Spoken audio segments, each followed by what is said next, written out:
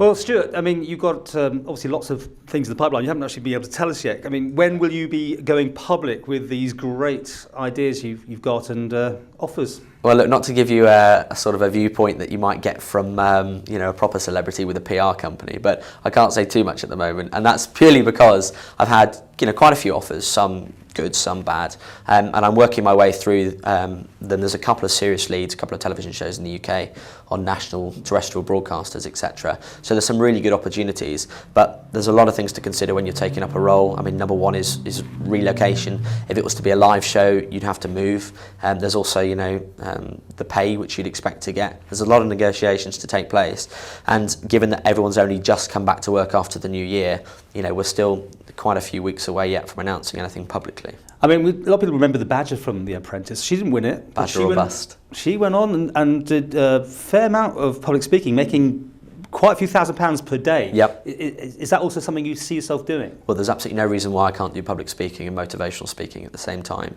And there's been, even more inquiries to do that kind of thing. And the money is very good. Obviously, you get paid to travel to wherever you're going. You get paid to do the talking itself. But, I hope there's more to me than just sort of earning money. I like to think that I'm spreading my own brand, which it is, of sort of message in that, do speak your mind. Don't be worried about what other people think, because, that is a disease, thinking what other people think and really caring too much about it. Well, you've been obviously nominated and made the Man of the Year, weren't you? I am the Man of the Year in the Express, yes. Can you believe they've overlooked so many genuine people? So we've got Gandhi, Barack Obama, he won the Nobel Peace Prize. And you're not stupid by any stretch of the imagination. I mean, you know how media works, don't you? I do. That's the thing, isn't it? This is why I'm here with the highlights of ITV, Paul.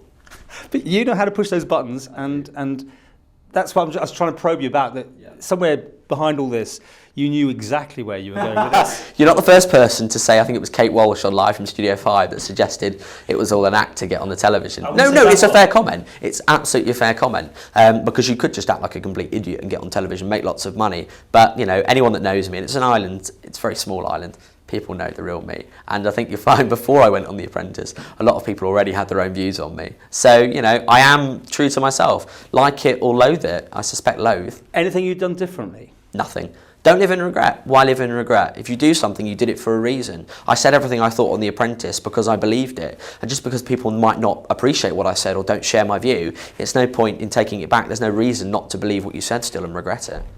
Do you see yourself staying here in the Isle of Man as a base? With all your money? Hey, I've got my... It's nothing to do with tax. I've lived here all my life, by the way. And, when the Apprentice press release came out, they were very keen to say it's born in Plymouth. But, I was born in Plymouth, but I've lived here all my life, bar 6 months and time at university. I love the Isle of Man. I'll always be based here because I've got my company here. It started here. It's got Manx customers. But, where I'll physically end up, who knows? I think it very much depends on public opinion. Okay. Well, finally, I believe Manx Knobs sold out after your little... Manx knobs, yes, they've been hard to obtain. I actually bought the last few from the local store. Can't find anywhere else, but you got mass amount of followers on your Twitter and your Facebook. Stuart Baggs on Twitter. Yeah, absolutely. I've got over 21,000 followers now, and that's more than any other candidate's ever had. I'm not saying they're all following me because they love me. Half of them are probably just journalists waiting for me to say something politically incorrect and then put it on the front of a Sunday red top. But it's a lot of people. It's a lot of people to share a message to.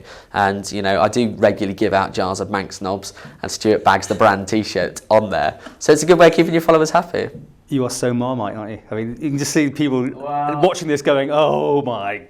I think, yeah, for sure. And look, I'm looking at you right now. You behind the computer screen. Some of you right now will be thinking, what an idiot, right? And to you people, I can only apologise, but you've got to believe that what I say is genuinely what I think. And to the other half of you that are thinking, yes, I love you too. Okay, will you come back next year, at the end of the year, and tell us how it's all gone? Will you come back? Hey, if I haven't been shot, stabbed or killed, I'll definitely be back. I'll let you know how it's all gone. I'll give you an interview from my TV studio in London.